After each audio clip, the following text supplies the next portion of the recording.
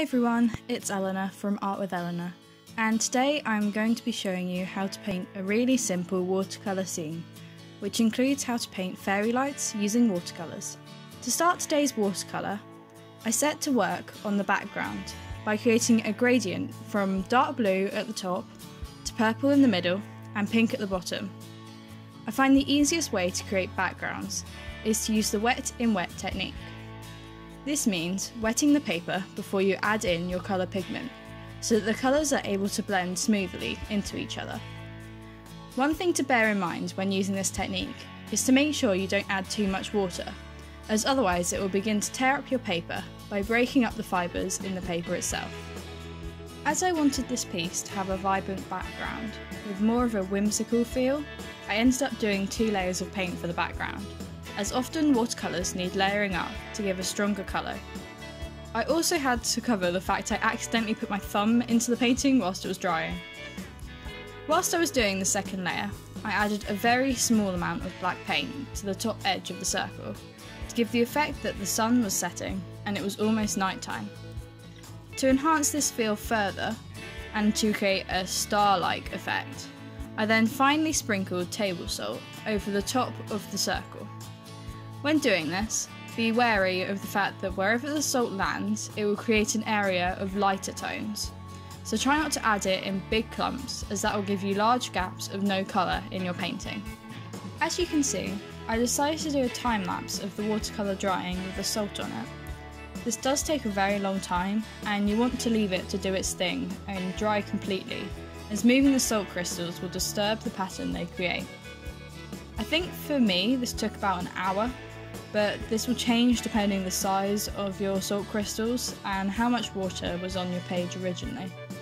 If you do not have time for this, you could always use white watercolour paint or acrylic paint to create stars by flicking the paint onto your painting. To remove the salt once the painting was fully dry, I used a dry, fluffy paintbrush and my finger to get the salt off the paper. The next step for this painting is to add in the strings from which the fairy lights will hang.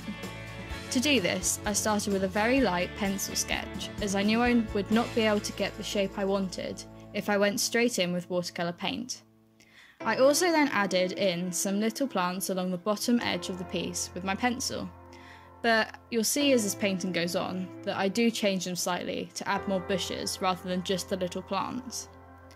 Starting with my smallest paintbrush, I began to fill in these plants and bushes with black watercolour paint.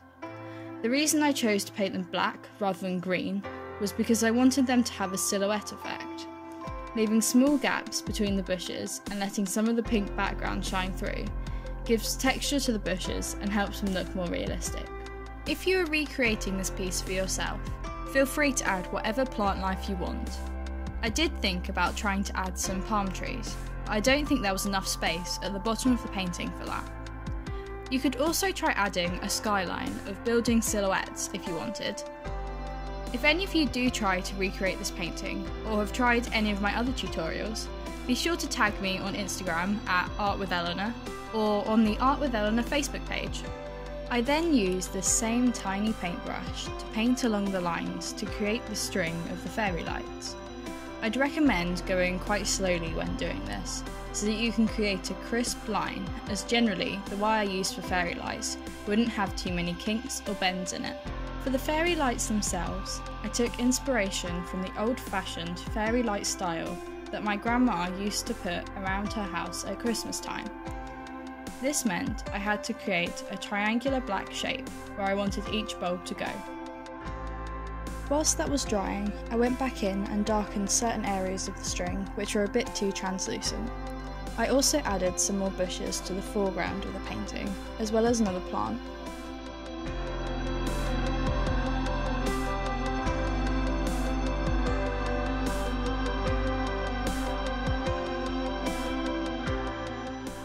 The final step to this painting is to create the bulbs themselves. To do this, I am using a tube of white watercolour paint. For the rest of this painting, I have been using a watercolour palette, but to achieve the level of opacity required for fairy lights, I needed to use watercolours from a tube.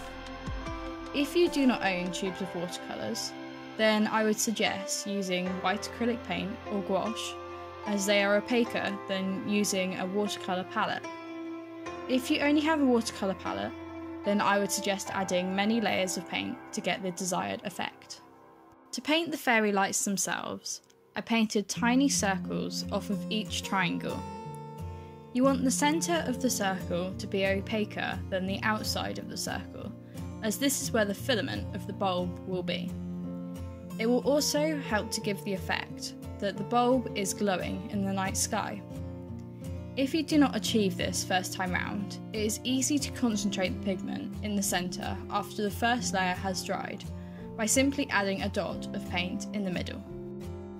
I also just wanted to add that I am selling custom watercolour paintings like this one on my Etsy, which I will leave a link to in the description below. I really hope you guys enjoyed this video. If you did, be sure to give it a like and subscribe for more art content like this. Thanks for watching!